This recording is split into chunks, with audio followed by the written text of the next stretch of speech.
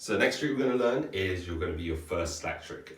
This is the man on the flying trapeze and his brother slack. From now on, anything that's man on the flying trapeze and his brother, we're going to just shorten it down to brother.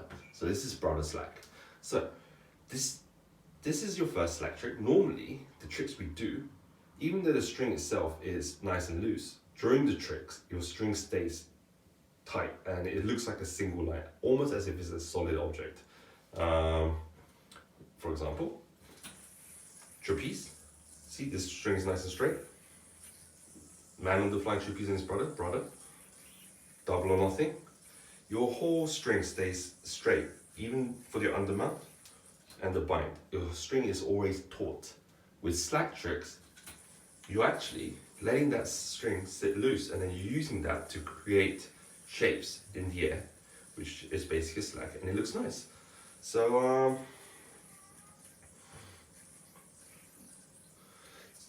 let me try and think. What kind of things can I show you? So let's show you the trick first anyway. This is what the trick looks like. And that's kind of it.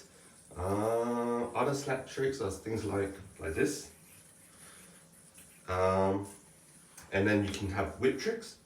Oops. So these are all slack tricks. And then the thing you need to know about slack tricks is because the string is not tight anymore, string tension plays a huge part of the trick. So when this is going round, I'm having the flying trapeze. When this is going around, imagine if string tension wasn't great and then it starts curling around like this and then it doesn't look nice. You want that loop to open up as cleanly as possible so that it's got nice, beautiful slack. So what you need to do before you start, just double check that your string tension is as neutral as possible. This is going to help you learn the trick so much easier.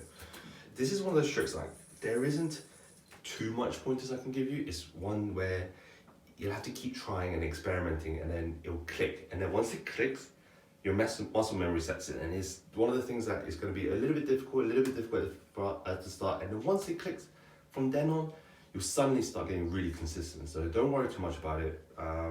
Just put in a little bit of practice and you'll get it. So what you need to do firstly is, this is what we learned last time.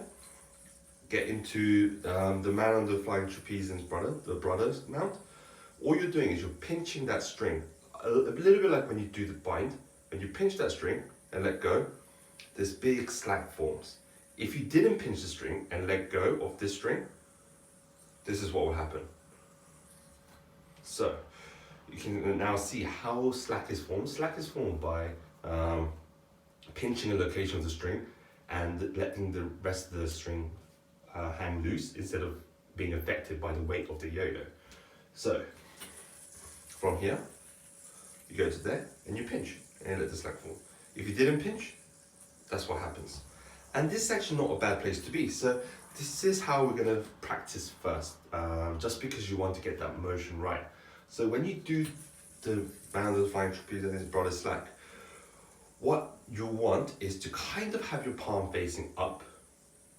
You don't have to, but sideways or up is fine. You pinch, and then the rotation of the hand is what causes the slack to go around.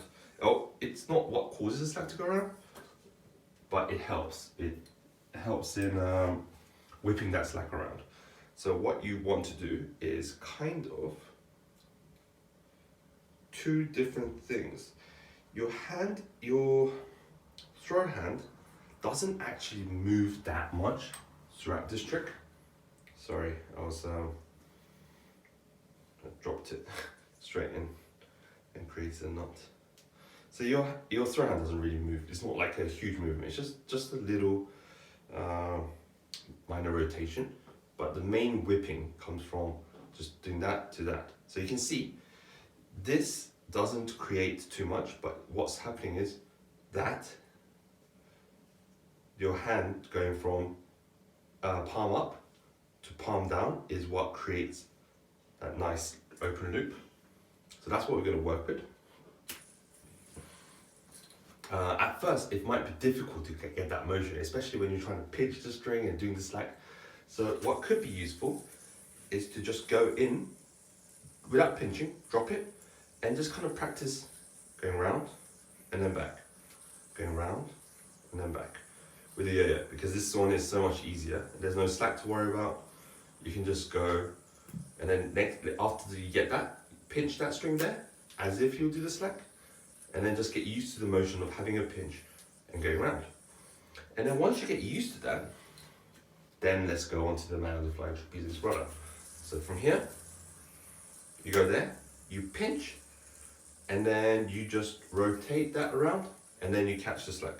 So one of the things that you'll probably find out later is you want the speed to be about as slow as you can get it, if possible, without that slack deforming. So this is a bit too slow, it didn't go around all the way, right? So maybe a little bit faster. Yeah, but if you did that too slowly, this was too fast, I mean, it's, firstly, the slack is there, but you can't really see it and it doesn't look impressive, and it's coming around too fast, you can't really catch it. So you want to try and take this nice and slow. You can start speeding up later if you want, but for now, try and take it nice and slow, and then as that slack comes around, just put your finger in the hole. It's a nice big hole, it's a nice easy one. So you want to just put, you can even start by putting your whole hand in the hole, if that makes it easier. And then as you get better, go to just a finger. So from here, big circle in. And that's kind of it. When you start getting better and better at this, what will be a great way to practice this and build up, it's to do the slack immediately as it lands on the yo-yo, and it looks so much better. So I'll show you what I mean.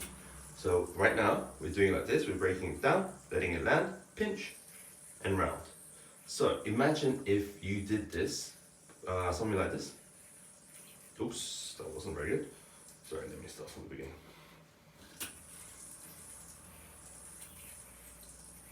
So the yo-yo doesn't stop here and then go around. It's going to be more of a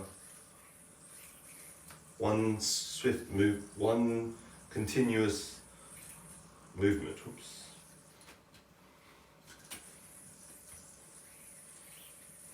So as soon as the yo-yo is about to land on the string, just here, you pinch and the yo-yo lands, and then the momentum just carries on going forward. And this actually makes it easier to go around because you're doing less work. The yo-yo's weight is carrying it around for you. So one more time. And that's it.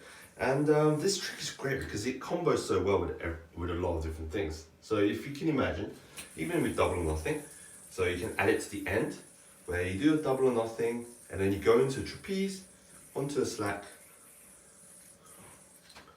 Because it starts from a trapeze, or starts from a trapeze and its bottom mount, it adds on very well to the end. And also, you can use it at the beginning of stuff. So later on we'll learn this, but it will look something like this.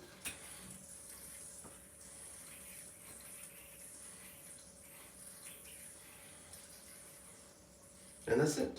So it's one of those tricks that gets added into beginning to middle, end of tricks really easily.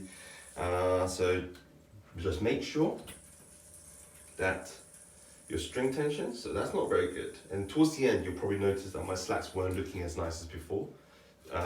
This is mainly caused by the string tension. So you want to make sure that that string tension, ooh, I went the wrong way. Oops. That string tension is as nice as possible.